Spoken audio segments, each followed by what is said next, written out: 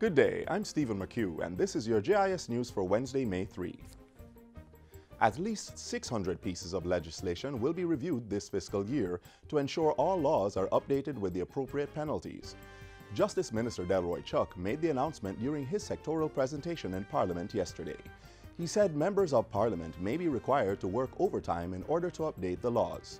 The process has started and will be fast-tracked, Mr. Speaker. Many of these laws have never been changed. And indeed, Mr. Speaker, some of these laws have imperial measures. The imperial system was introduced when Jamaica was a British colony and measured things in feet, pounds, and inches. Jamaica formally switched to the metric system in the 1970s. The Justice Minister told Parliament that a program to identify outdated laws was also being executed by the Legal Reform Department of his ministry.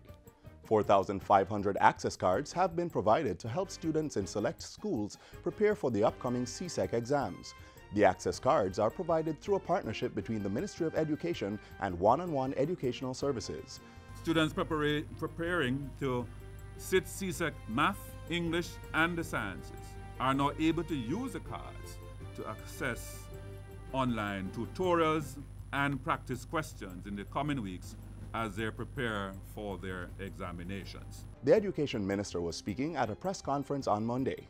He said support through a targeted standardized test would be provided to grade 10 students who will sit CSEC Mathematics in 2018. The test results will be used to identify students in need of critical support. A summer program will be developed for these students who will access at their schools. In addition, they will be given early access to the one-on-one platform to complement face-to-face interaction they will have at school.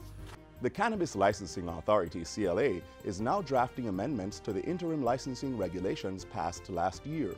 Chairman of the CLA, Cindy Lightburn, made the disclosure during a recent JIS think tank. The regulations were interim because we knew that when we first did a set of regulations, we were going to have to go back to the drawing board in order to see what was going to happen in the industry. Ms. Lightburn said the amendments would reflect information gathered from stakeholder consultations in 13 parishes, looking at what can or should be done by the authority. She said the administration of the hemp industry was also being reviewed to inform the drafting of regulations for its cultivation in relation to ganja. The CLA has so far received over 190 applications for the cultivation, processing, transport, retail, and research and development of ganja. Police Commissioner George Coelho says he will be looking to foster strong and robust communication with citizens, members of the Jamaica Constabulary Force, and the media. I am a firm believer in communicating with the people. And that is why you're going to see me on the ground, in your communities, in your towns, in your villages, upon the corner, as I strive to build a more fruitful relationship with citizens.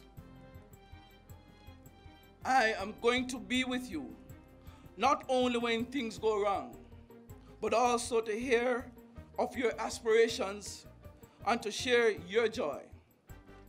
This is a done deal. Commissioner Coelho was speaking at his recent installation ceremony.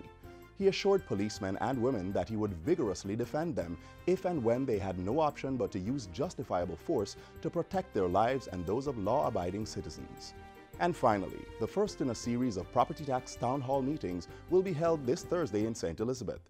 It will be staged at the Sharon Baptist Church in Santa Cruz starting at 5 p.m. The town halls are being staged by the Ministry of Local Government to increase compliance and answer citizens' queries about property tax. Portfolio Minister Desmond McKenzie says meetings will also be held in Manchester and Clarendon. Manchester, Clarendon, and St. Elizabeth has the lowest compliance rate in property taxes across the country. But we are prepared to face the wrath of the people. But it is important that we face them. It is important that we explain to them what their property taxes have been doing and what it will continue to do for them. The Social Development Commission will facilitate preparatory sensitization sessions in the parishes prior to the meetings. And that's it for GIS News Today. I'm Stephen McHugh. Thanks for watching.